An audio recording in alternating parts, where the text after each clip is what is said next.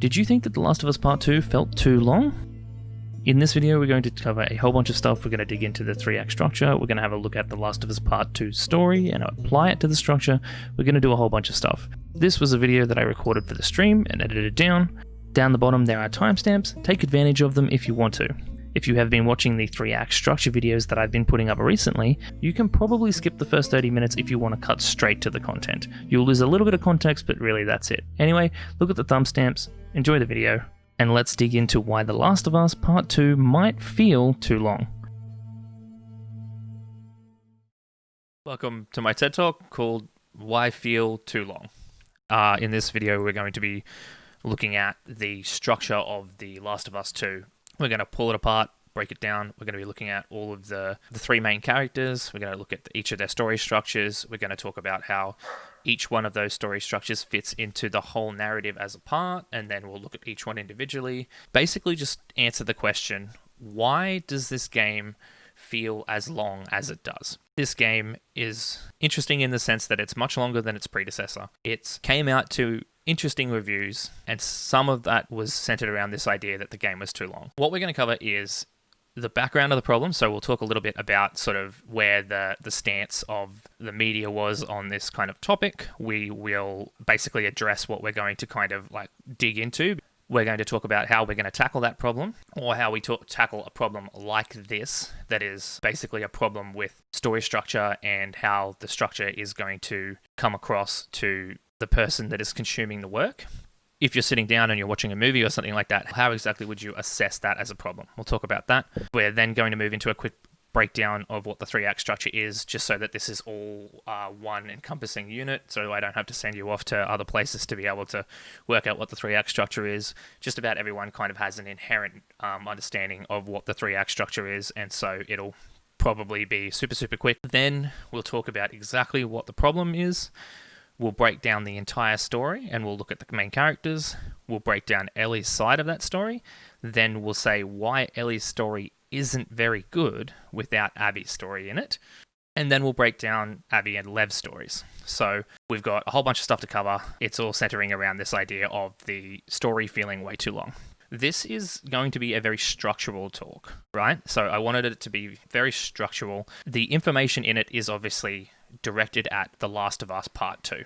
It's a game that is very well known for its story, its characters, and it's very narratively driven, so it's a good thing to kind of look at and break down. It's not very often that like you get such a polarizing opinion with something that's giant AAA like this, because they have so much money to put into tweaking and pushing and pulling and making it into the best thing that it can possibly be. So when you're obviously going through and looking at something like story structure, you can't look at the best films because the best films are the best films because they have great story structure. So for something like The Last of Us to come out and have a polarizing opinion where some people, like, I really liked it, some people thought it was the right length, and some people thought it was too short, it represents a really good opportunity for us to go in and apply some of this stuff to a really high level product that a lot of people will have seen. Also, obviously, isn't that low-level quality or B-grade thing that you would normally look at. Cool. Alrighty, moving on. So, the background. So, what is this entire thing kind of all stemming from? The game comes out. The first game is about 15 hours long, 20 hours long if you're probably doing a fairly in-depth run and looking in every corner. Maybe 12, 13 if you just want to kind of punch through the story. And then I guess you could also say that there's the DLC that adds on to that, but even the DLC is maybe an hour and a half if you're just punching through the story, maybe not even that, it's only small. So we're looking at something that's about sort of 10 to 15 hours, somewhere in the middle there, 13, 14, 15. The second game comes out, and the second game is probably 25 on a fairly rushed playthrough, maybe 30 on something that's a little bit more in depth. And so the game is somewhere in the realm of sort of 60 to 100% bigger. The reception of that was, in some camps, that it was too long. Some people obviously had different degrees of this. So some people were like, this is way too long. Some people said that it was a little bit too long. And obviously this is a spectrum. So there's people that are like, it's the right length. It's the length that it needs to be. And so in terms of just addressing that, there was quite a bit of speculation around that, where people were speculating that maybe marketing had something to do with it, where Sony or Naughty Dog marketing put their head in and were like, we want this to be a certain length, so you need to put stuff into the game, or we want it to be, why don't you just add some lines in here so that we have cool stuff for the trailers. Neil Druckmann, at this link that I've got here in the slide, basically pushed back at that and said the reason that the game is as big as it is because Naughty Dog wanted the game to be that big. There was some mentions even of things that were cut. So Troy in that podcast talks about how, from his understanding of what the script was, there wasn't much that was cut, and Neil says that there was originally a couple of scenes that got cut. In particular, he mentions one with a boar on the farm. So the farm scene in The Last of Us 2 is a fairly short scene that we're going to talk about later, but that scene was meant to be a little bit longer and have Ellie trying to chase a boar. And then as she's chasing this boar, she kind of is having these flashbacks of Joel as she's killing it, and it was meant to communicate that idea that she just can't kind of let go of the killing. That didn't end up making it into the game, but that conversation basically meant that this is what they wanted the game to be. There wasn't a ton of stuff cut, which I originally thought there might have been because of the way that it ended up being structured. Yeah, this is essentially what they wanted to have, minus a few scenes here and there, and marketing had nothing to do with any of the content. As we've already discussed, there's both sides of this argument, so you can be in the too long camp, you can be in the fine camp, you can be in the not long enough, I guess, camp. And I'm sort of myself, if I was to just give my own opinion on this one, I'm sort of on the one or the other. I feel like they didn't give Abby and Lev enough time, but if you had have cut them, it wouldn't have been the best either. So you would need to either rework some of Abby's stuff and probably get rid of Lev, so that that part of the story and what that brings to Ellie's story is brought into the original story, but still brings the things that it needs to bring. Again, we'll talk about that in a second. Or that we've got a longer experience that more fleshes out Abby's motivations, more fleshes out what happened with Abby between when she left the Fireflies and when she got into the Wolves, that kind of thing, because that story stuff, for me, felt a little bit rushed, because they kind of landed in the middle of what I felt kind of comfortable with, as opposed, so it was, it basically landed in the middle of enough content and too little content. This last point here, this would go something like, is talking to this idea too, that you can take an artistic lens to the length of the game, and it would go something along the lines of, like, the game is a long slog. It's supposed to wear you down. It's supposed to beat you out. It's supposed to be like mucky and gritty and not feel right. And so therefore, this story structure is actually good. So the short answer to all of this kind of stuff is, the game, for some people, felt too long, and you can have your own take to that, but we're going to address some of that with story structure. So, obviously, we have our problem. We've got that the game feels too long to some people. We have a problem, and so we need to come up with a way to actually address this, right? Now, luckily, this obviously fits into the stuff that we've been learning over on the YouTube channel. We can use a tool in order to help us assess this problem, and in this case, the tool that we're going to use is the 3-act structure. Why would the 3-act structure help? The 3-act structure is what we are used to when we're consuming a story. And I know that there are some people that push back against the 3-act structure as an idea, or that they don't like it, or if you're a writer, maybe it stifles your vision. Not every story is written to a 3-act structure, but the vast majority are written something like this. And while films and things like books and that kind of thing do stick to these structures pretty aggressively, TV is the big one that is why this is the way that we kind of are used to consuming a story in this variety. Because the 3-act structure that we're about to go through is every single sitcom, every single like comedy, basically every single just like throw it out there TV show that is episodic and it's a serial, not that doesn't have like a season arc and that kind of thing, are all written using this structure. So we're just basically bombarded with it from every single angle. And that means that subconsciously we're kind of used to it. That's what we expect. Does it mean that we can't have fun with something that's not this? No, not at all. But it does mean that it's going to feel a little bit weird, which is the topic of the talk. So that's kind of this last point here, which is if something goes outside of this, we're outside our comfort zone. It's different. It's unusual. It's not what we're used to. It's not what we're expecting, whether that's consciously or subconsciously, whether you're digging deep into this stuff like we are here, or whether you're just kind of like a passive viewer that's just watched a lot of TV.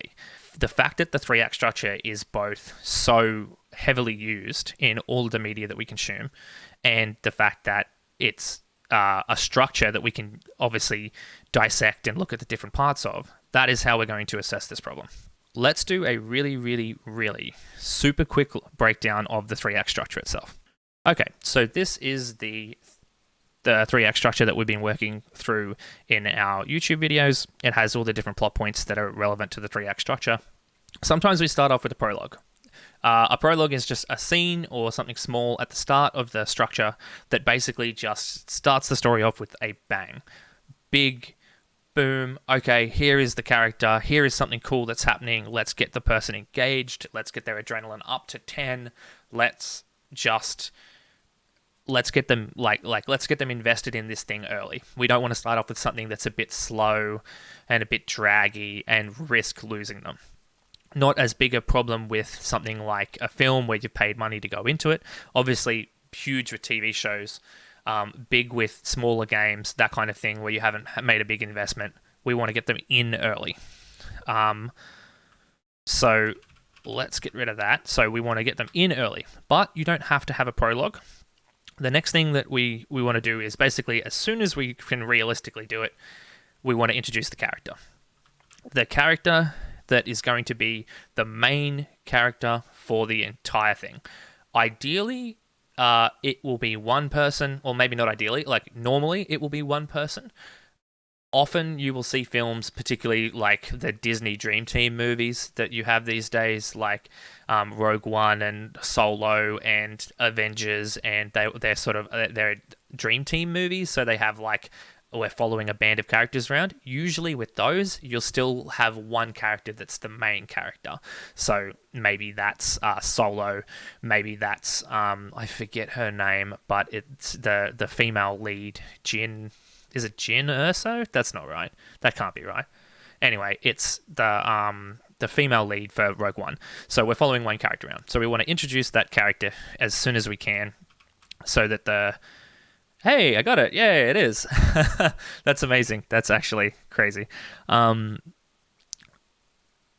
So yeah, we want to introduce that character, get the audience to imprint on someone, and that way we know who we're following for this story. The next one is we want to introduce the status quo. The status quo is basically just the normal day-to-day goings on for the character. So in order to have change across the entire narrative, we need to have something that we're going from and something that we're going to. And so in the first act, very early, we basically want to say, this is what the character has been doing, this is their day-to-day, this is their normal. That also helps us with the next part, which is the inciting incident. So the inciting incident is the point in the story early on that breaks the character out of their status quo. So something interrupts that status quo. Something comes along that's a bit like, oh, interesting or weird. And we want this to be unexpected, difficult to undo, and basically prompt the player to chase it. They have to resolve the inciting incident in order to get back to their normal thing. They can't just ignore it. And the inciting incident will normally take them on a path that leads to the call to action. So this is just to keep it all on the one screen to make sure that all these words don't go things. So inciting incident goes up to call to action. The call to action is basically where... The call to action is basically where someone in the story says, I have this giant big problem and I want you to go on an adventure to fix it. And so the character is presented with this giant thing that they need to kind of accept in order to go and fix the problem that was brought up. that has disrupted their status quo. So a couple of examples of this is something like Luke. Luke is asked by Obi-Wan to go to save Princess Leia, and so this is this big, huge problem that that he's being asked to do, to go and help Obi-Wan save Princess Leia. That's his call to action. As part of what's called The Hero's Journey by Joseph Campbell, I believe, the next part of that is that the character will normally refuse the call. So that's basically just saying, no, I can't possibly go on this call to action. I can't possibly go on this adventure with you. And so that allows us to connect with the character and basically build weight behind their decision to eventually go. We're going to talk about all this with The Last of Us, so I won't bog us down with examples. Weighing the options is the next thing. So there needs to be we want to present the character with the different things that might happen depending on whether they accept the call or if they reject the call. And we want these options to be varied and distinct, but we don't want the options to stay and reject the call outweigh the options to go.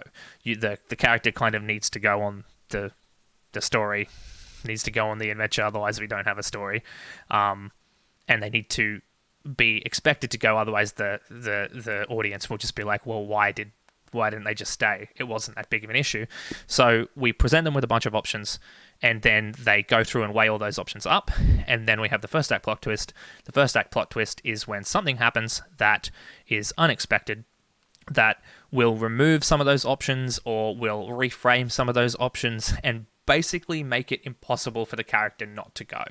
This is, this is the Mongols sweep through your village and the village is destroyed. This is Luke's parents have been killed by the Imperials and he has nothing. Oh, sorry, his aunt and uncle have been killed by the Imperials and he has nothing left. So the options that he previously had, helping, going to flight academy, going to, being a pilot, staying on the farm, all of those options have shifted and changed. And now really the only option is to accompany Ben Kenobi to save the princess, which leads to accepting the call. So obviously the options have changed. And so the character makes a decision to accept the call, which leads into Act 2. Act 2 will normally start off in the new world. There is a concept, basically, that's a circle. This is a bit separate, but it's good information. That looks like this. This is the new world. Here we go. You get a freebie. It's not even 3-act structure. Aren't I good to you guys? This is, we'll say the old world, but this is basically like the characters' normal kind of everyday world that's on this side of this line, and this is the new world. So down here is the new world, up here is the old world, and then on this side of the line is this is the changed character over here, and this is the old character in their old ways.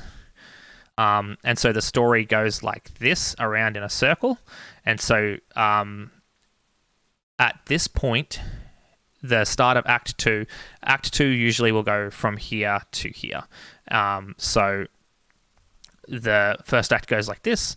We then go into the new world. The character has accepted to leave the old world, leave the status quo, get out of that, in order to go on the adventure, and so they go into the new world. Let's just add another layer back in because I don't want to undo all of that stuff, and I'll keep that for later. Cool. So this will normally start somewhere new. We'll do a time jump, or we'll do a location jump, or we'll do a now we're in Paris kind of, small time jump, basically saying we're in the new world. This is a different and unknown setting for the main character. We'll introduce some obstacles along the way because we need obstacles to get us from here to here. This has not ended up being a very quick breakdown at all. Maybe I'll edit it in post. Until we get to what's called the first plot thickener. The first plot thickener is the point at which It's basically a small twist or story device partway through Act 1 that will make the story a little bit more interesting. So normally, let's just say with a film, this distance is something like, if the film goes for 2 hours, this might be an hour and 20, with 20 either side to set the story up and like resolve the story. Just depends, obviously. Some people do it as like 1, 2, 3, 4. Depends, but that hour and 20, or even if it's an hour out of the film, so half an hour, half an hour, there's a lot of room, a lot of film to get through, and so we need to introduce lots of obstacles so that we can have them pay off further down the track, so that there's constantly things changing and shifting to keep the people that are consuming the work engaged.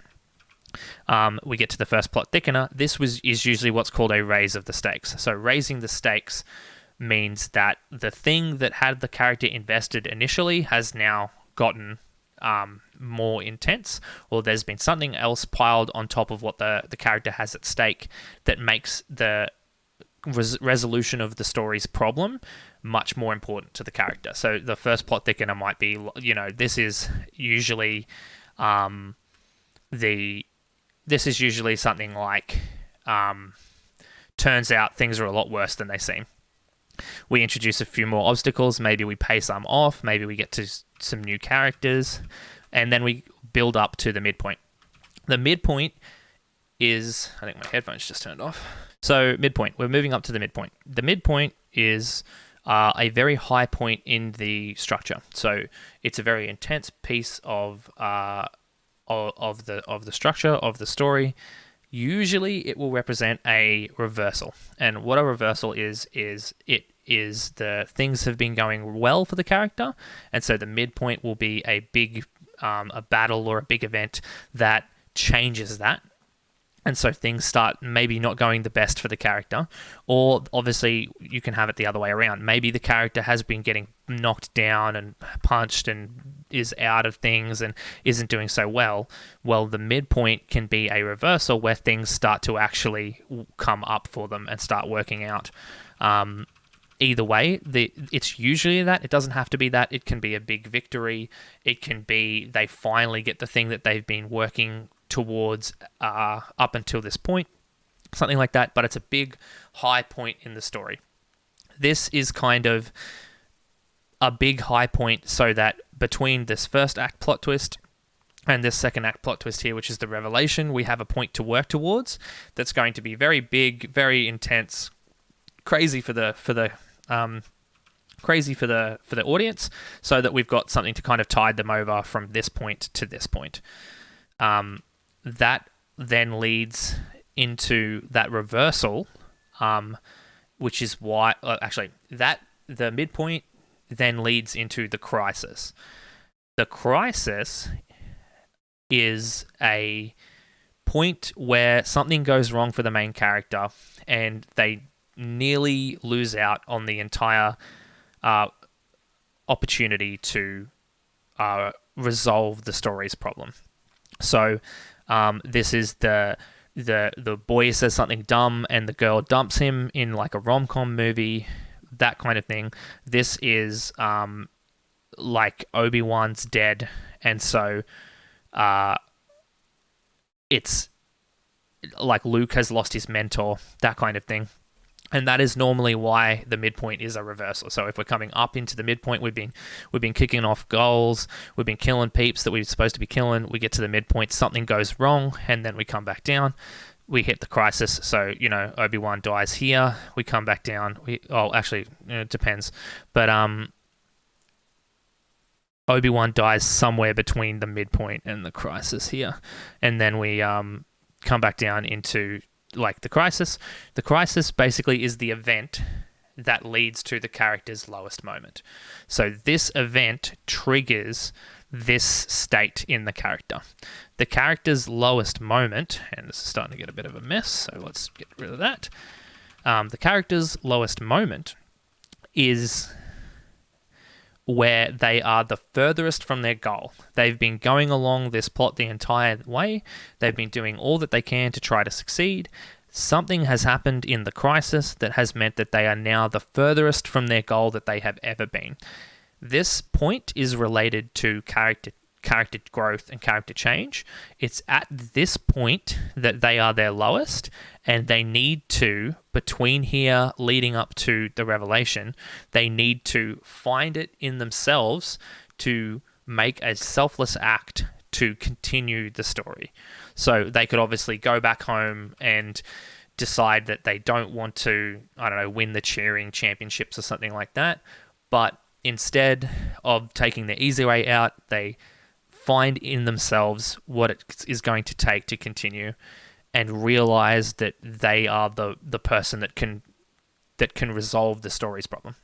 And so that then leads up back into the revelation, or the Act 2 plot twist. Well, let's just do the revelation. I've got a video coming out on this that has more information, but the revelation is basically the point at which the character knows what they need to do in order to resolve the problem. So we've been going through kicking off goals, kicking off obstacles, talking about stuff, getting information, exposition, blah, blah, blah. At this point, we know what we need to do in order to completely resolve the plot, and that leads into Act 3, which is the resolution. So this is Sherlock Holmes finally putting all of the clues together. This is the Death Star has a small exhaust port, and if we can get a torpedo into that exhaust port, we'll destroy the Death Star. It's that moment in the story that leads us into the action that will take place to resolve the story. And so that then leads into Act 3.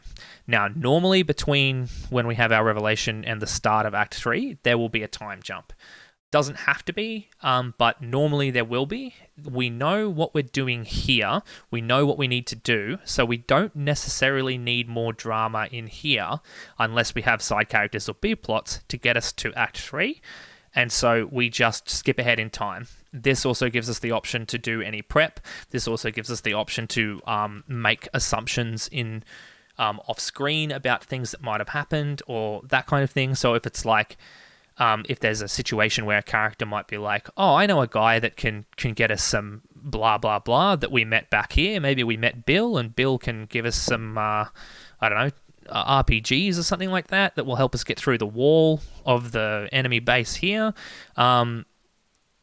Well, off screen between here and here in the revelation, Philip can say that he'll go and talk to Bill, and then here in basically what is just a cut, it's a scene jump.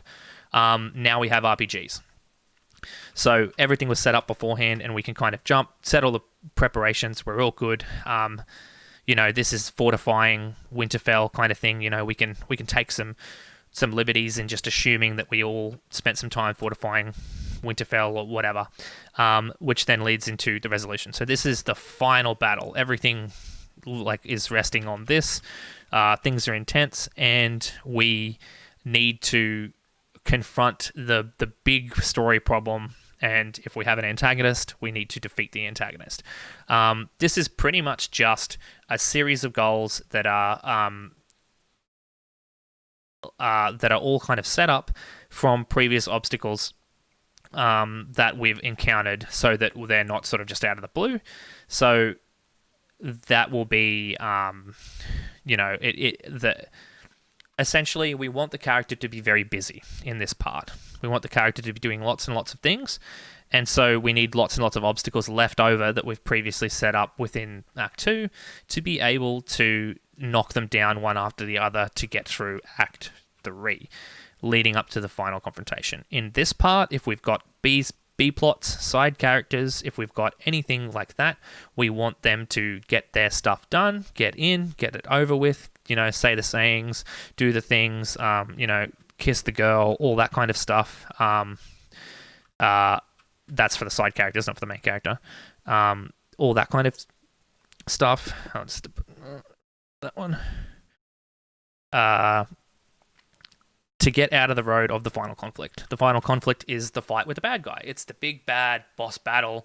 It's the the virus is downloading onto the alien mothership and we just need to hold out for 3 more seconds.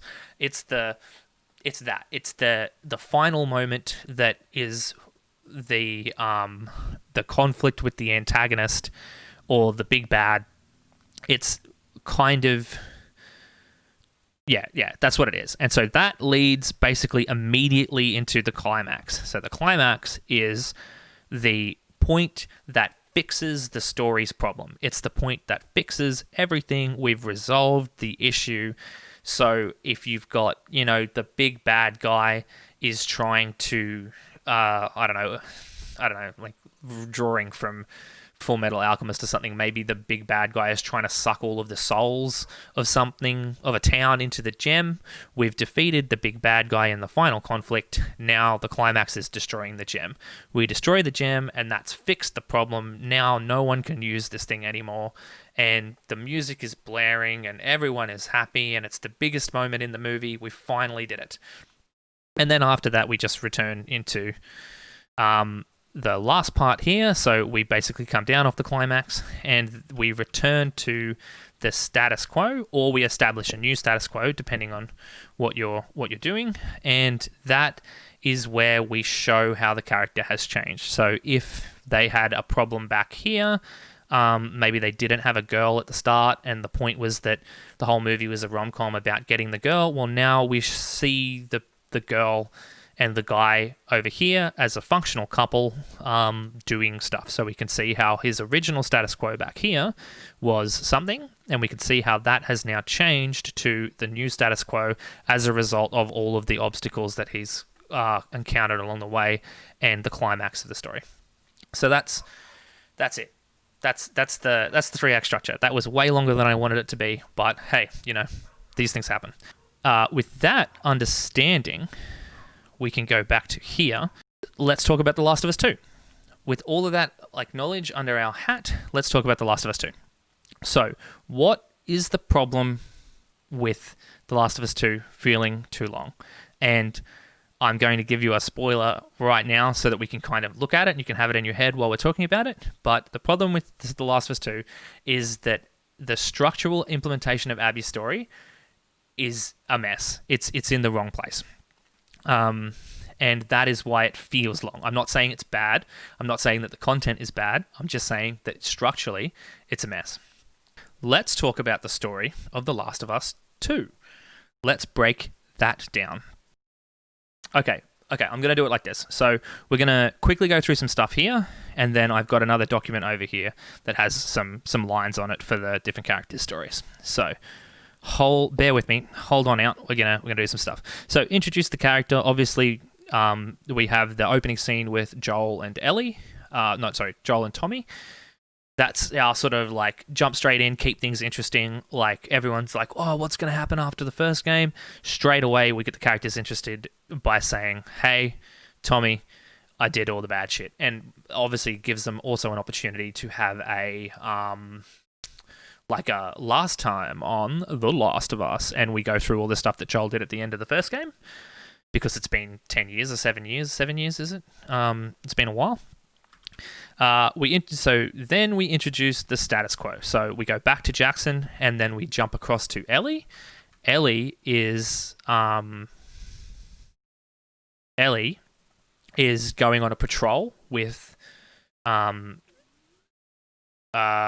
is it?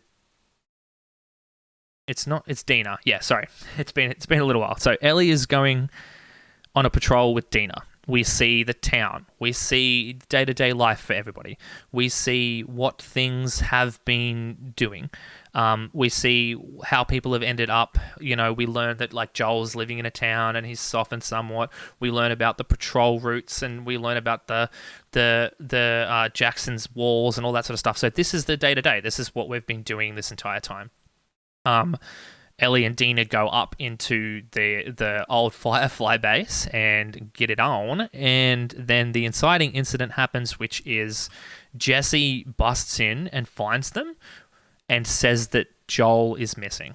Okay, so we've introduced our status quo. We've got to the inciting incident. remember when we talked about it needs to be unexpected, it needs to be out of the blue, and it needs to come. It needs to be difficult to undo. So there is no way that Ellie is going to just ride out a snowstorm if Joel's missing. Like, Joel means way too much to her, so we're spurred into action here. Then we have that sequence with Abby, and a bit more with Ellie and bits and pieces to get to the call to action. So this is all that stuff leading up to Joel dead, right? So the call to action is people have come and destroyed, well, not destroyed, but like, that's a terrible word, but like, people have come to my home and they have killed my adopted father figure, and I am going to get revenge on those people. So that's the call to action. Now, Ellie in this case is interesting because Ellie never refuses the call. People refuse the call on behalf of Ellie. So Ellie is like, I'm going to murder everybody. No one's going to stop me. Tommy says, don't go. Like, please don't go. Joel wouldn't want you to go, blah, blah, blah, blah, blah. Ellie says, no, we're going. So that's kind of how she weighs her options. She's like, Joel wouldn't want me to go. No, this means too much to me. I have to get revenge. Maria, I believe her name is, has locked the horses in the stable and has guards posted at the stable. Ellie's like, so Ellie weighs the options. Well, okay, I'm just going to have to break into the stable. So she's doubling down on her options, right? She's weighing them up and saying, no, we're gonna keep going. So Maria has refused the call, and Ellie has weighed up that option and has decided, yes, we're going. And then first act plot twist, well, Tommy's gone. Tommy's already gone. And so now there's a need for Maria to stop refusing Ellie's call and let Ellie go after Tommy, which is kind of going after Joel. And so Ellie obviously has accepted the call the entire time, but basically everyone gets behind Ellie, and as a unit, they've all accepted that Ellie is going to go on this adventure.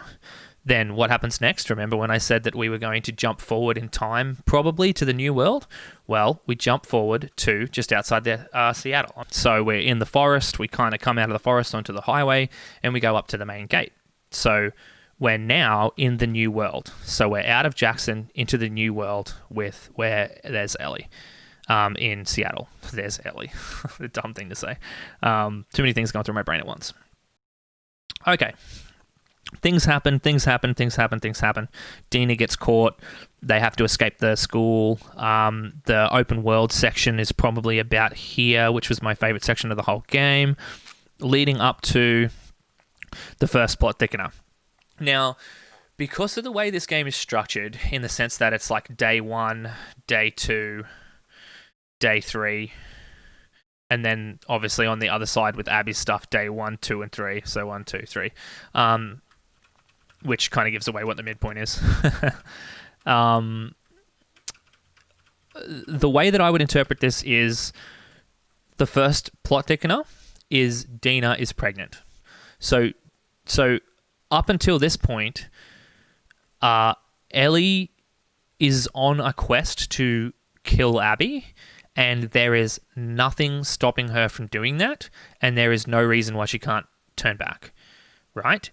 Other than the fact that she is just invested in Joel. She really wants this. So now the first plot thickener is, if the stakes have been raised, if Ellie continues to do this and go along with her plans, Dina, who is pregnant, is going to be put at risk, and her baby is going to be put at risk. Now, you could also say that the first plot thickener is that Jesse. So when Jesse shows up in the narrative, that could be this first plot thickener as well. It just depends on how you kind of want to take it. It's difficult, as I said, because it's got like a 3-day structure. But I would say the thing that raises the stakes the most is the fact that Dina's pregnant, not the fact that the dad has showed up. And so then we have like the rest of day 2 and day 3, leading up to the midpoint. I reckon you can probably guess what this midpoint is. You want to have a crack? Anyone want to have a crack? Think about it. So obviously, like, I kind of gave it away a little bit, but like, so the midpoint, as we talked about, was a reversal. So normally it's a reversal. Things have been going well for the main character. They've been kicking off goals.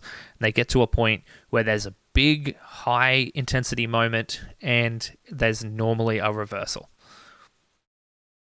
So this is the theater scene on Ellie's side. Yeah, so this is the reversal. So Abby busts in, kills Tommy, kills Jesse, and has Ellie hostage. Suddenly, things that were going really, really well have turned. Things are now not going very, very well at all. Things are completely different. And from here, we would normally go into the crisis. So then what happens is we have Abby doing Abby's stuff. So Abby, we swap to Abby. We have Abby's flashback. There's some flashbacks and stuff in here as well, but they're not nearly as important. They're more character moments than structural moments. We have Abby's flashback, and then we start playing as Abby. So Abby has all of her own act, like 1, act 2, and act 3 in here. And then we also meet Lev. Lev has his own act 2 and act 1, act 2, and act 3 inside of Abby's act 1, 2, and 3. And so this fills out, obviously, a lot of what's going on over here with Ellie's stuff. So we can... Oop. What have you done? What have I fucking done? Here we go. Okay. And so this then leads up to... So all of Abby and Lev stuff leads up to the crisis. The crisis in this one is... So yeah, the crisis in this one is when Abby gets back around to the theater scene. So this is the midpoint. This is the big high moment, the reversal. That's the theater scene on Ellie's side. The crisis is the theater scene on Abby's side. So Abby does all of the stuff that she does to establish herself as a character and why she did what she did. We get back around to the theater, and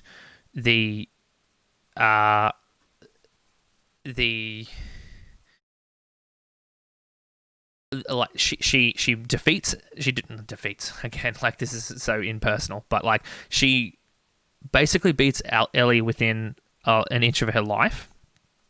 She has Dina by the throat, and she's going to kill Dina, and Lev stops her.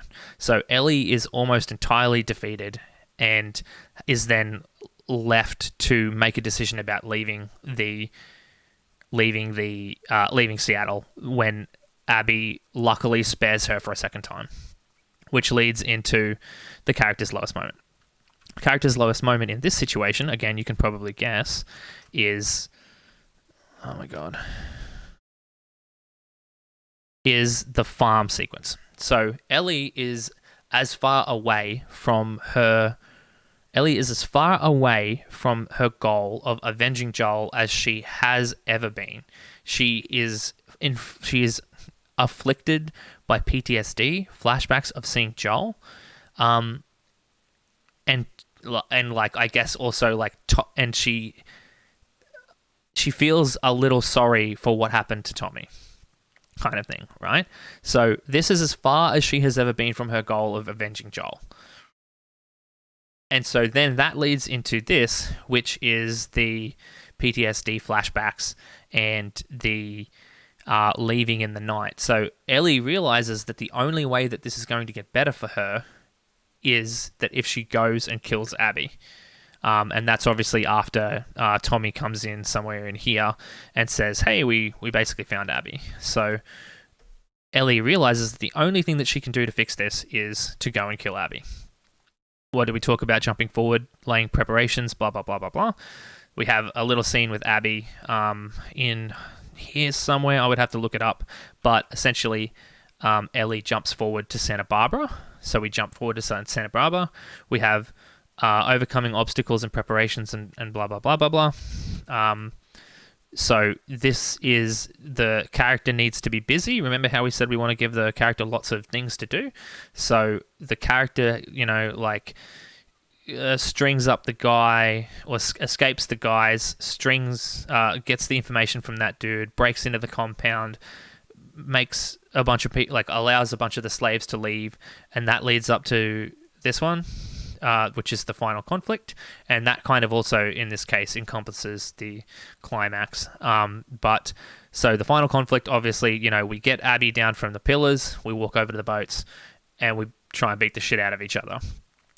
Interesting situation here, actually, I thought it was kind of cool, was they put both main characters into a weakened state so that it kind of washes over the ideas of Ellie is probably not as good a fighter as Abby, but Abby is weakened, but Ellie fell off the tree and bust her side. So it kind of makes this a really nebulous, well, how hurt is Ellie? And she's not, what's the word? If you haven't been eating for a while, so she's well fed and she's, but Abby's also Abby and she has combat training. Yeah, really interesting way to kind of, gloss over that kind of obvious imbalance in the characters. Just beat them both up, and then when they're both beaten up, you can't really say, well, this person would have won or this person would have won. How long has Abby been on the pillars, or how hurt is Ellie? Interesting. Anyway, and so then we get to our climax, which is basically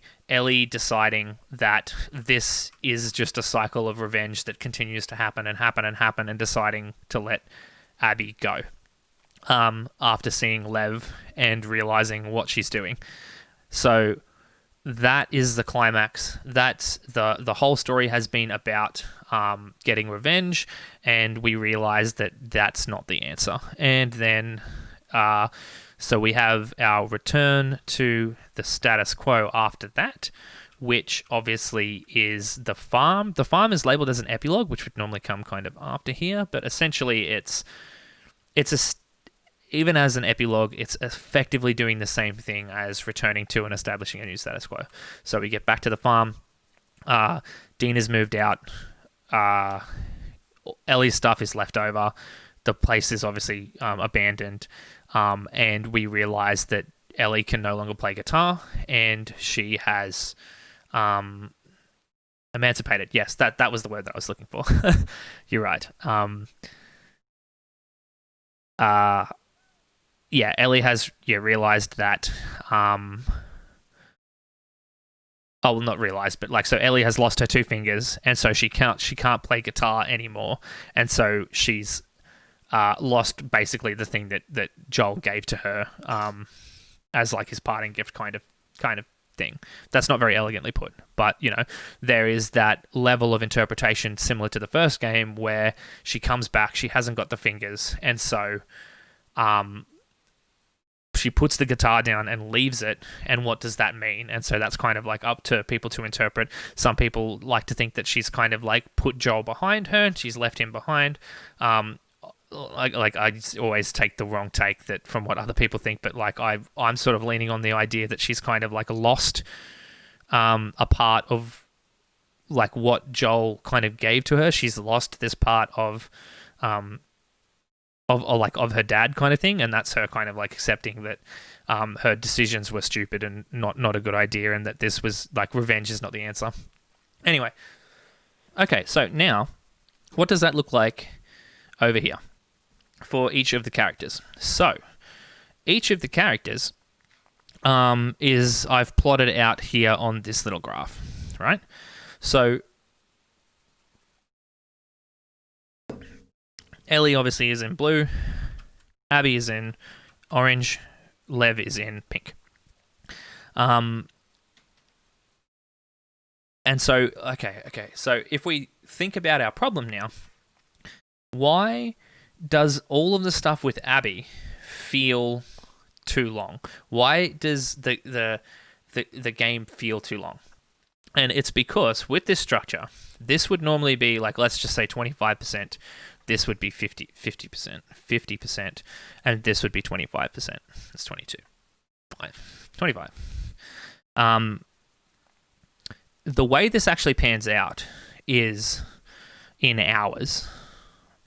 This distance here is maybe 12 to 15 hours.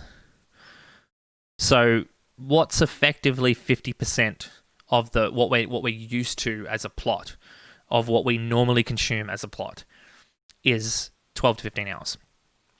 This part here, which is normally maybe 10, 20%, probably not even that, really. It depends on the film that you're watching. It depends on the TV show that you're watching, that kind of thing. Like,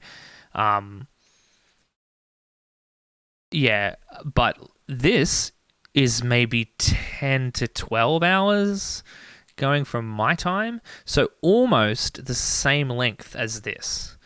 Then we have the rest of it, which is what we're like, which is then kind of back to what we're used to, which is whatever's left over from 27-ish. So maybe sort of like 3. I think it took me about 3, but let's just say 3 to 5. So this section here, this giant section in the middle, is taking up a huge portion of the plot, which structurally feels really weird, because after the midpoint, which is behind all of my scribbling, after this midpoint, we're used to very quickly getting into a crisis and the character's lowest moment. So this is kind of what we're used to seeing, and there's this giant block of time that was spent kind of completely away from the main character, completely away from the story structure of that we're used to, and completely away from basically just everything we knew. We're used to tension-wise, because the tension of this thing will obviously kind of creep up here and then come down and then come back up for the climax. So tension-wise, even if we get rid of all this trash that's on the screen so they can draw a little clearer, tension-wise, we're used to something along the lines of this, and then we would come down. We'd have come down for a crisis, come down to the character's lowest moment, back up for the revelation, come down to start off Act 3, and then we would kind of creep up to the climax, which would be pretty freaking big, and then we pace really back off. That's kind of what this plot would look like tension-wise. What happens is we get to here, which is this big high moment, and then we come all the way back down here, and we start again in Act 1. And then we kind of go woo, woo, woo, woo, woo, woo, with all of Abby and Lev's stuff back to this crisis to meet up with the point where the plot would normally be, and then we kind of carry on as normal. So there's this giant, like, entire structural plot part in the middle that does this really effective job of basically just arresting this entire plot. Now, the next part of that is, if I go back over to my slides for a hot second, the next part of that is, so what does Ellie's story look like without the Abby detour? And this was supposed to be a longer part. We pretty much just went through it. So what Ellie's story looks like without this part, this Abby's part here in the middle, is we get to the midpoint. So we went through all that stuff. You know, we get out of Jackson. Dean is pregnant. Holy shit, Abby's found us. Then, if we take all the Abby's stuff out, we get to the farm, right? Oh, actually, yeah, so like this part, right, would be somewhat missing, or it would happen very, very quickly as like Abby busts in. Ellie decides to run for a little bit. We then have to fight Abby, and then Abby beats us, and we have our crisis here. We've been defeated. Abby's found us. Luckily, she left Dina alive. And then we get back to the character's lowest moment on the farm. So imagine if you didn't have all of this stuff in the middle here, which is Abby's story. Structurally, then, it makes sense. But then, if you think about the theme of the story, it ends up being a fucking shit story. Maybe not that bad, but it's like B grade at best. It's not a real good story. Because basically we say, bad thing happened to Dad. We're going to avenge Dad oh no, they found us, but I really want to avenge Dad. That's really kind of what I've been kind of going out to do. And so then we get up here and then it's like, oh, nah, not reals kind of thing. And so that, if you were to have it without the Abby side of things, would suck. I can guarantee you it would suck. And so instead, from the plot kind of point of things, so that kind of like brings up another problem. We want to do this story about revenge. We want to do this story about like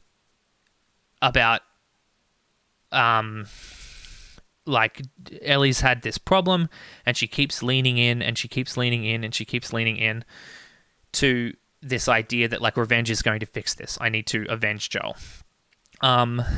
How do we then kind of like add something in or fix it or blah, blah, blah to be able to get back around to something that's a little bit more wholesome and consumable than revenge is good.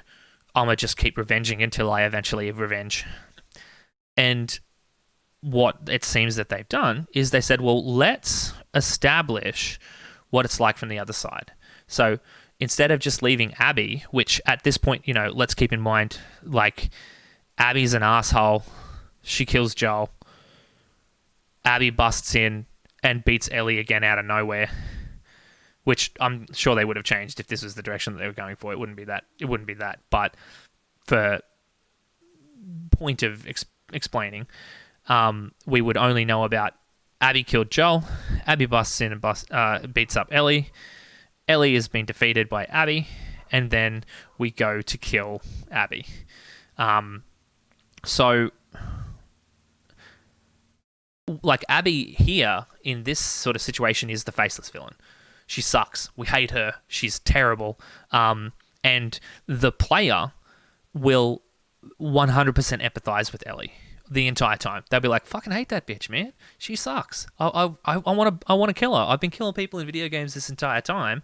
This one I genuinely freaking hate. She killed Joel. I love Joel. Joel was dope.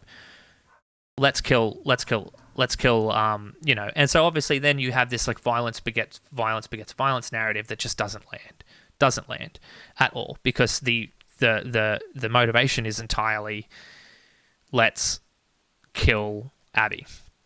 So we instead make the player feel like understand Abby's side of the equation.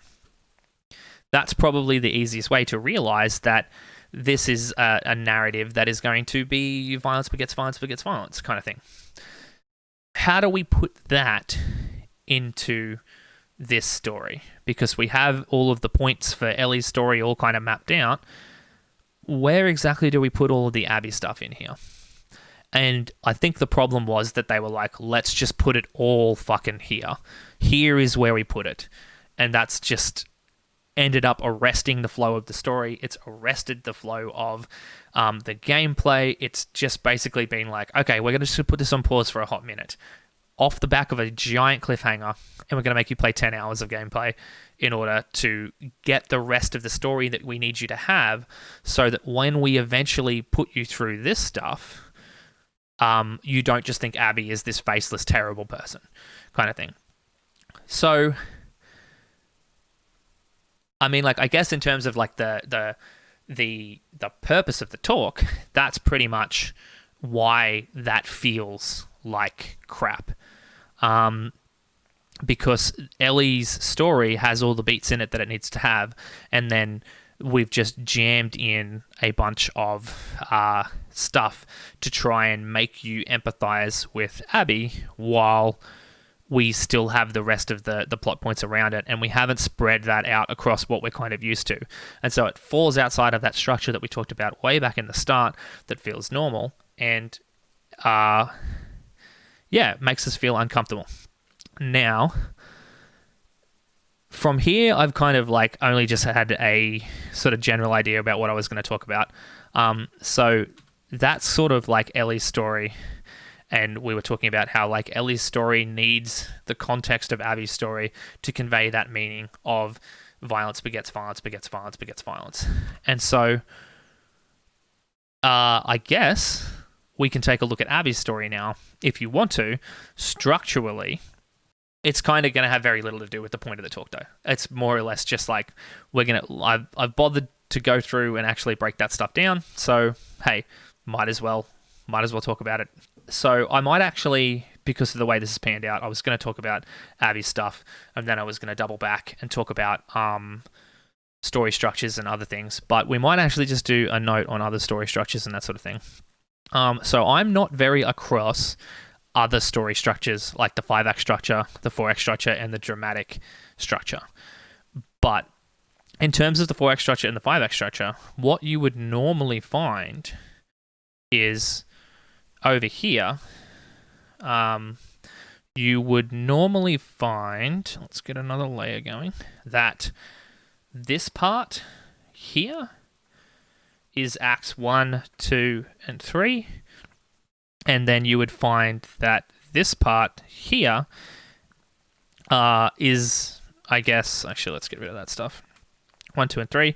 And then you would find that this part here is acts 2 and 3 again. And so the intensity is sort of like this and then like this. Now, a really good example of this, I don't want to spoil it too much, but a really good example of that structure is Days Gone on PlayStation 4. So we have the story goal set up right at the start, and then we kind of trundle along, and we have an Act 2 which has a different goal, and an Act 3 which has a different climax. And then these two things lead into some information that helps us get into Act 2, so what would be Act 4, which is the same kind of new world obstacles structure as Act 2, but again, that's just at a bit of a higher intensity. And then finally get into Act 3, which is where we resolve the story problem. So that's the normal breakdown of a 5-act structure. 4-act structure is used in a very, very broad term, but my understanding of the 4-act structure is basically just this one is 1 act, Act 2 gets broken up into 2 acts that are 3-act structure. Each one of these is a 3-act structure. Each one of these has its peaks and its troughs and its valleys. And you can see how that more or less fits into this. So like the climax of this 3rd act is the revelation. And the climax of this 2nd act is the midpoint. The climax of this first act is the first act plot twist. So that's just like, that's my understanding of the 4-act structure and how it would sort of fit into something very, very similar to this. But obviously there's other structures.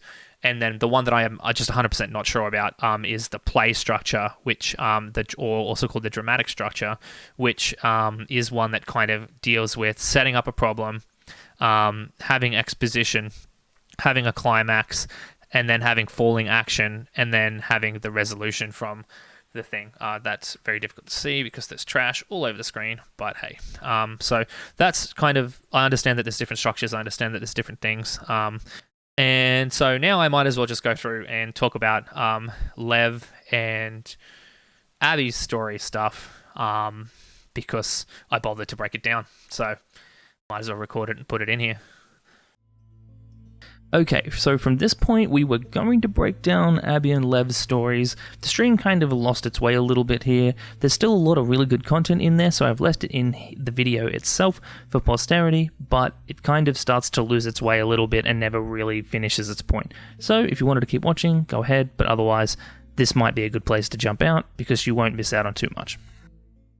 So basically, like, if we go back here, I'll turn off this layer. This part here is Abby basically killing Joel and fleeing Jackson. This part here is Abby's prologue. So this is an event that sets off, and this kind of gets a little weird because obviously like she's not the main character, and so she doesn't have such strict of a structure when it comes to the story, but this is her prologue. This is kind of not what her main story goal or not what her main sort of story motivation kind of is. But it needs to happen to set off Ellie's motivation, and obviously it's what she previously wanted as a character, which informs a lot of the stuff that happens over here, where like Mel's not having a good time, and Nora is a bit shooken because she's a medic, and I think it's Nora is a bit shook because she's a medic, and the like beating and torture of Joel sort of really affected her. So this has to happen in order to set up some of the stuff that happens back over here. Some of the things that Owen says to Abby and that kind of thing. But that's her prologue. Then we have all of Ellie's stuff leading up to here, as per this blue bar. And then we start back here with Abby's. Stuff.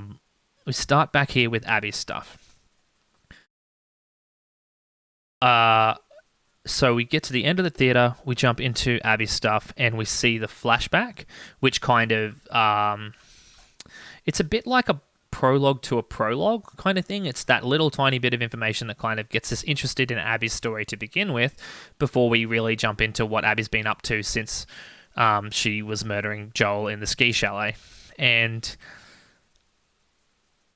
that's the whole, like, turns out that the doctor was Abby's dad, and that she was very close with her dad, and so that was a very rocking event when Joel eventually kind of murdered all those fireflies and destroyed the firefly cell that she was part of, and made off with Ellie and left dad unfortunately dead on the ground in the operating theater. So then we get into Act 1 of Abby's stuff, which is, if we go back over here, so we've already had the character introduced, so we don't really need to worry about that, but we take some time to show Abby, like she gets woken up by Manny, I think, and then we take some time to sort of introduce the status quo. So what does Abby's normal life look like? She goes to gym. She lives in the stadium in Seattle. She has, she has a bunch of people around her in this quite established setup. And she goes out on patrol routes and things. We already know a little bit about the scars and bits and pieces like that. So, like, there isn't too much to kind of establish with that sort of stuff. But that's all actually still here in this inciting incident, introducing the status quo stuff. So she gets attacked by the scars. She gets back to the forward base. Like, back here, we learned that Isaac wants her at the forward base, so we know that she's like one of the people that are sort of high up in the military hierarchy. We meet a bunch of her friends, so she's got a bunch of friends, and they talk about stuff, and they're humans, and they do human stuff, and Alice is a dog, and she's cute, and Bear is a dog, and he's cute. You could throw a ball for him. Then we have we make our way back to the forward base, and then we have our inciting incident, right? Now, depending on how you kind of want to take this, you could put the inciting incident in a couple of places, but essentially it's Owen has killed one of the scars. Sorry, he didn't kill a scar, he killed Danny. Owen's killed Danny. That's Abby's inciting incident. And he's going to be killed, or at least he's going to be treated extremely badly, but Manny kind of makes it very obvious that he will be, I think the quote is, gunned down for sport. If anyone from the Wolves finds him, now that they know that he has killed Danny, saving a scar. Which means this friend that Abby has had since, before the event at St. Mary's, she might lose him, and so she needs to sort out this shit quickly before he gets killed. So that's her inciting incident. Like, this is it's unexpected. Owen wouldn't do that. It's difficult to undo. Look, I'm going to need to somehow get to Owen, work out what happened, get back to Isaac and clear his name, and it's out of the blue. So out of the blue, unexpected. No, difficult to undo. It's difficult to undo. So obviously, like, she needs to, we learn that she needs to basically go and find Owen because he hasn't come back, and then work out how exactly she's going to get him out of this problem. And so we have all of the stuff kind of in here, which is going to the aquarium. No, sorry, that's not right. That's all the stuff in here. Haha. That's not right. So, the call to action is all that stuff to do with Owen might be killed, and so the call to action is Abby needs to clear Owen's name. Isaac won't let her go, so that's the refusal of the call. Abby weighs up the options and says, no, Owen is more important. I think I can be back by sundown, or maybe tomorrow, whatever it is that she says. Like, I think I can be back quickly. Manny, I just need you to cover for me. Owen is more important than maintaining the status quo of the leaders, the military hierarchy. She doesn't care as much about attacking the Scars as she does about protecting Owen. So she weighs the options and she decides to go. First act plot twist. I'm not 100% sure on this one. What have I got marked down in my document? Where's Abby's stuff? Abby. Status quo. I don't actually have a first act plot twist marked. But that's cool. And so she accepts the call, right? So in this case, I'm sure there's something in there, but maybe you could say that the twist is that the time limit is put on her in order to get this sort of stuff all sorted out about before the attack on the Scars. Or you could say that it's like, it's the time limit that's put on by the fact that Owen will be gunned down. But what basically, like, I'm stumbling around basically saying that in this case I didn't identify a first act plot twist, but I'm sure it's there, and if it's not, that's fine because everything else is there. So Abby decides to go against the regime that she's been sitting under up until this point, the Wolves, in order to protect her friend. So she's so in this case, her old world is her protection for the military regime, and her, like, she's obviously like covered by the Wolves and that kind of thing, into the new world of she's acting outside of her orders in order to protect Owen. So now she's kind of like MIA sort of thing. AWOL. Is that it? AWOL. She's AWOL. Yeah, so now the first plot thickener is, what have I got marked down here? Because I basically got Lev and Abby's stuff marked over the top of each other in my document, so it's a bit of a mess. But it's definitely in here. What do we got? So the first act plot twist. So she goes through now, because Lev's story is laid over the top of Abby's story and they're kind of happening concurrently. What I've got marked down as my stakes raise for Abby, and I'm not sure whether this is 100% anymore, kind of after doing a little bit more looking into this sort of stuff and thinking about it.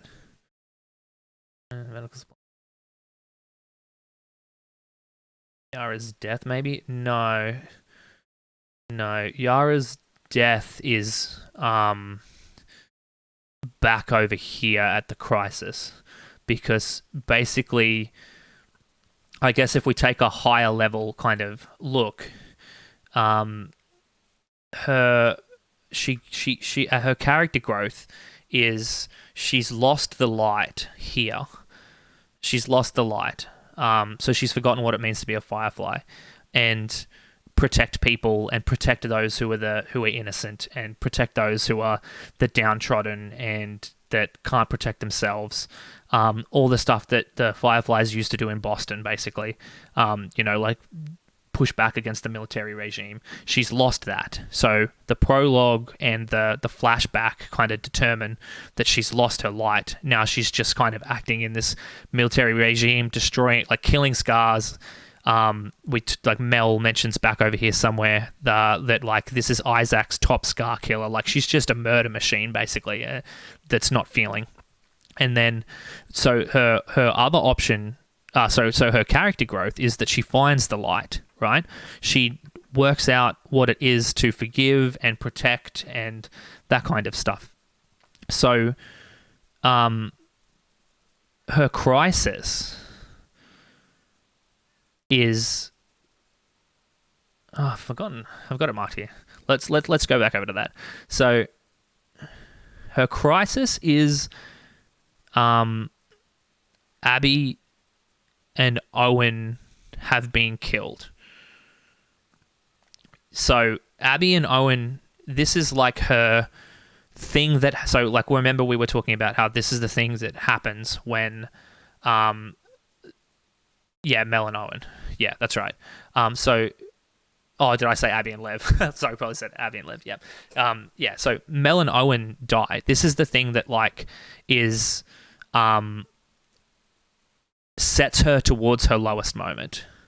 So what I've got marked down here as the midpoint is Abby won't kill Lev, so she betrays the wolves. So it kind of goes up into this really intense moment, which is like, again, it's kind of like not really a reversal. I think I might have these points kind of all messed up because there's also Lev's points in here. But basically, like her point here, this is her decision point where she has to decide whether she wants to find the light or whether she wants to go back to losing the light and protect herself against the wolves.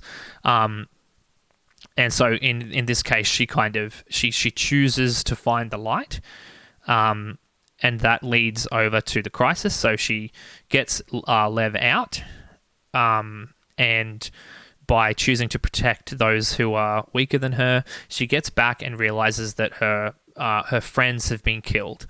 This then pushes her to her lowest moment. So the furthest that she is from finding the light is this point here, which is when she has a knife to Dina's throat, right? So she has a knife to Dina's throat. She's about to kill someone that she doesn't know, that she knows is pregnant purely for revenge. And Lev pulls her out of that, right? And so that's her revelation. Like her revelation is that like this cycle of violence is just not fixing anything. It's making things worse. It's causing harm, and it's pushing her as far away from finding the light and being a Firefly as it ever has. And so she decides to stop killing Dina and go back to finding the Fireflies, finding the light kind of thing. And then again, because she's not the main character, she doesn't have a good, like, satisfying third act. But basically her final conflict is her final act part is she's gone to find the Fireflies. So remember we jump forward in time for the jumping into the third act. So we know now here in our revelation that this violence is not fixing anything, and we need to go and find the light in order to solve our character problem. In this case, our story problem is that we've lost what it means to be a Firefly. So now we need to go and we realize that we need to go and find what it means to be a Firefly, which in this case is literally finding the Fireflies. And so she jumps forward, and then she gets captured by the slavers, and her and Lev's part here is pretty much just like sets up some stuff for for Ellie, but that leads up to her final conflict, because her final conflict also is obviously fighting against Ellie, and then Ellie lets her go, which obviously lets her find her climax. That sounds funny. And then her return to her status quo is establishing her new status quo, which is when you finish the game and you boot it back up, there's they were going to Catalina Island, I believe, and lol. Yeah, they're going to Catalina Island, and when you boot the game back up, her what's happened now? What have I done to make that darker? Did I accidentally make the opacity really low? I did. Okay, but yeah, sorry. Her so when you boot back up, you realize that she made it to Catalina Island, basically. So she found the light. Her return to status quo is that she found her light again, and she's pushed away from violence and that kind of stuff. So I guess the first plot thickener that I've got marked here is what have I got marked on? Is getting arrested by the people at the hospital, basically, because she's been AWOL. So that raises the stakes, obviously, and she needs to escape because now she's kind of being held prisoner by the wolves, sort of thing. And that's going to mean that Yara is in a very bad situation because now she can't help Yara. Yeah. So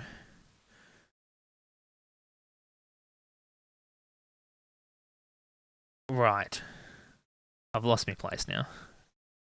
And so then I guess over the top of this, we can kind of talk about Lev's story, which is over the top of Abby's, which is another reason that everything feels really weird, because there's a story inside a story, and Abby's story kind of happens in the gaps between when Lev's story is happening, which is kind of weird, but hey, that's how these things work.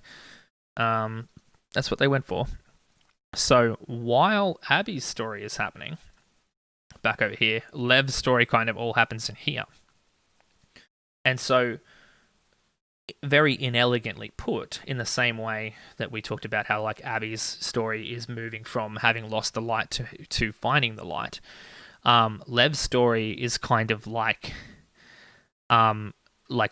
go, accepting that he is what he is, and letting go of the scars, as he kind of needs to let go of what he's learned to be free, kind of thing, if that makes sense.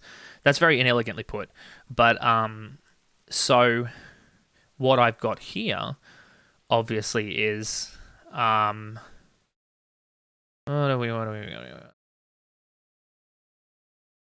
so the status quo for Lev is obviously that he's an outcast. So we see him when we get captured by the scars. He's not an outcast, a runaway. So he's a runaway with his sister. His inciting incident is that he, his sister has her arm smashed, and it's bad, basically. And he needs to fix, get a situation where he can fix his sister's arm. Right, so that's kind of the call to action, yeah? And he's hesitant to go with Abby. So Abby kind of just, leave. Oh, Abby comes back for them afterwards, and he's I don't know about this.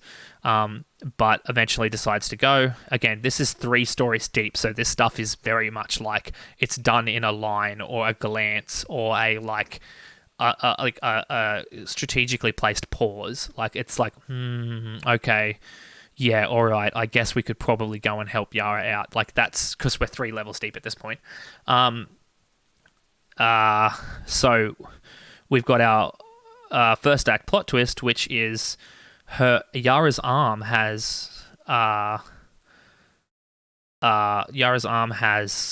compartment syndrome, and so he needs to go with isn't his inciting incident to leave the community, even because they assign him the role of wife instead of a soldier like her sister, even if it happens out of the story. I guess the arm thing could be counted as so. But the wife thing is what makes them run away at first. Yeah, like again, like you could look at it like that.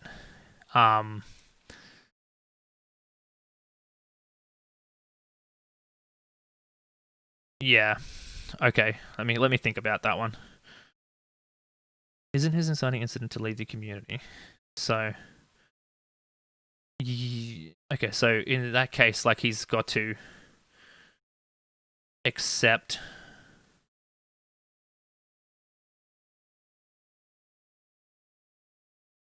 like I think that might be his like part of his character growth. But in terms of like the story that we've got here,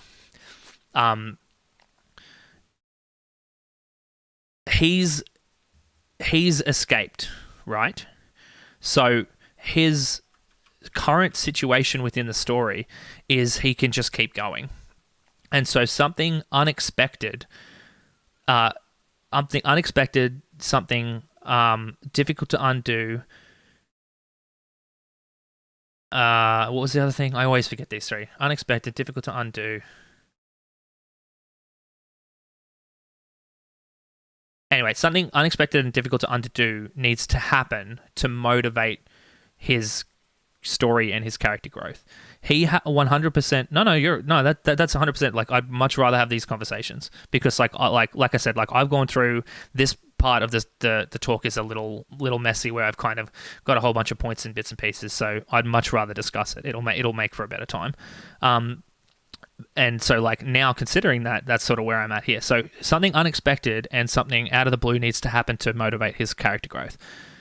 Him deciding that he wants to leave the community is not unexpected and out of the blue. It's a decision that he makes, right? What's unexpected and out of the blue is that Yara has her arm smashed, right? And so now this is something that we need to have to fix right now. We can't just like keep running and hope for the best. Like her arm's buggered. And so in order for him to go on his adventure, he needs to like address this problem, right? And so the call to action in this case is he has to basically like start trusting Abby and go and get the things to fix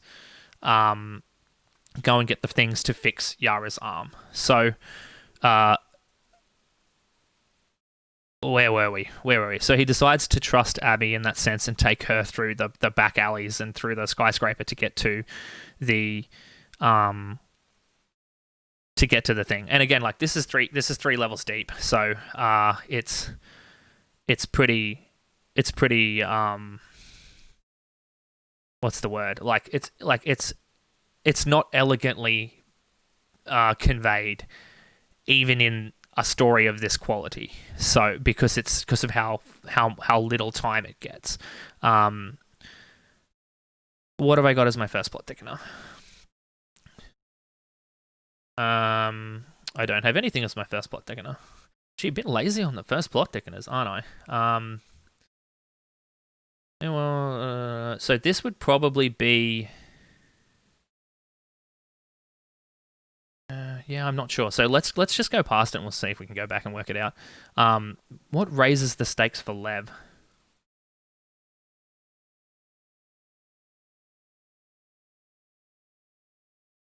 Can't think of anything.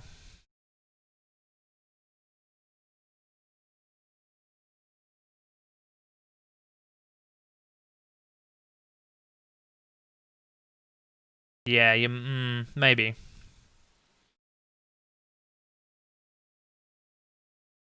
Yeah, you could probably put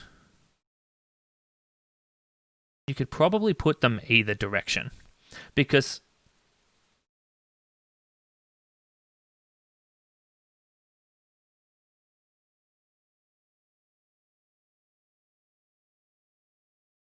yeah, you could probably put them in either direction because basically like if you think about this as how we're consuming this from like because we're consuming this through Abby in this direction. I would say the plot thickener is the stuff that we find out um about Lev. So in terms of Lev's story, the thing that makes going back to yeah, no, not really. See, I'm sort of getting a little bit lost here. So the midpoint is, and this is because the story doesn't happen to like Lev; it happens to Abby. So like midpoint is let's just okay, let's workshop it. Hell, let's workshop it. Let's just workshop it at this point. So what I've got for my midpoint is so this is kind of like his character decision that we talked about where like Abby had to decide to find the light. Lev has to decide to let go of the scars, and he regresses and decides to go back and get his mum. Which leads to like his crisis, which is what have I got for the crisis? His crisis and his character's lowest moment kind of thing, where his lowest, because Lev's lowest moment is when he's killed his mum. That's when he's like the furthest away from. He's back on the island. He's like gone to his mother. He's done his best, and then he's killed her. Unfortunately, that's like the furthest away he's been from like kind of like accepting that he needs to leave. And then what have I got for the rest of this?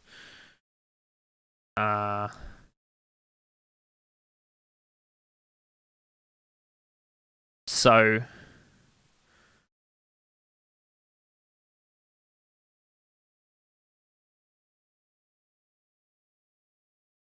yeah, so then like the revelation is that he just kind of has to like leave all of this stuff behind and leave the scars behind, that it was foolish to come back, and that he needs to basically just leave with Abby and Yara. And then obviously this part is getting off of Scar Island essentially. I'm not 100%, I'm not super happy with that, because his new status quo becomes hanging out with Abby, basically. His new status quo is I am now who I want to be with Abby. And that kind of all happens here. So that all happens before we get to Abby's crisis, right? So this is kind of where they get off the island, and Abby gets back here and realizes that. So for the rest of the story, like Lev is his actualized person, just doing what Lev does, hanging out with Abby and having a good time, and saying cold and stuff like that. So yeah, I'm getting a little confused here. Yeah, getting a little confused, because now, like, have I got something marked down for his final conflict? I guess. No. It's all good. Like I hadn't thought. Like this is where I was like saying before. I'm like, this is going to get a little messy, and I need my document in bits and pieces, because like this is all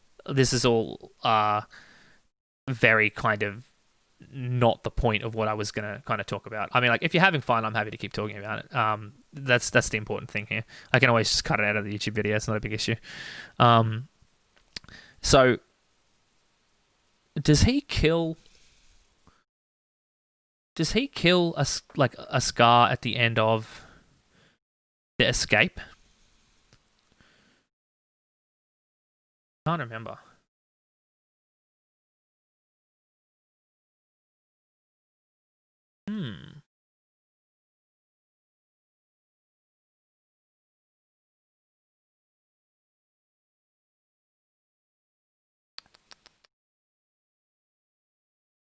Because the other thing with this too is that like Abby does, but he saves Abby from killing her.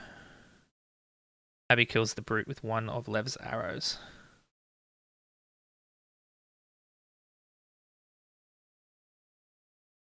but he saves Abby from killing her.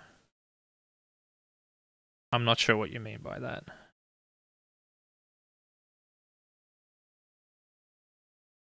We could pull up a video and we could watch through it, but because the other thing too here is that like I'm very conscious of not pushing too hard to retrofit this stuff into it, because I know that that's how you end up with like bad understandings of stuff, and that's how you understand like you end up with people that are like, well, you just fit it to everything, like the 3 extra shit just fits to everything. So in this case where I'm kind of going through, and it's been a couple of days since I like went back through this sort of stuff, and was looking at something else, and like basically rewatching through the cutscenes and rewatching through the gameplay and being like, okay, I'm gonna try and pull all this stuff out. And it's kind of a little bit grey now. I don't want to just be like, oh well, this is the this part and this is the this part, because that's how you end up with basically like a shit understanding. And even myself, if I'm like, oh no, this is this part, and I convince myself that that's what it is, then that's not good. But like obviously at this level, you can see how it very easily tracks that exact storyline through that part for Ellie, and even Abby's story very easily tracks this exact arc through everything, except that little part at the end there. And then we sort of get 3 deep, and we're starting to lose it a little bit here on Lev's stuff. So, you know, that's sort of where I'm at, sort of thing. So, he shoots an arrow to the brute that's about to kill Abby, and the brute and Abby fall to a lower level. And Abby uses that broken arrow to kill the brute. In the end, he shows Abby where the boats are and the island too. Yeah, for sure. Yeah, so that's kind of what I was gonna say. Like, I'm not 100% kind of loving the retrofit there, because like this, like his revelation is that he shouldn't have come back for his mum. That he needs to leave, and his lowest moment is killing his mum. So, in terms of it, like the final part of his story, escaping the island,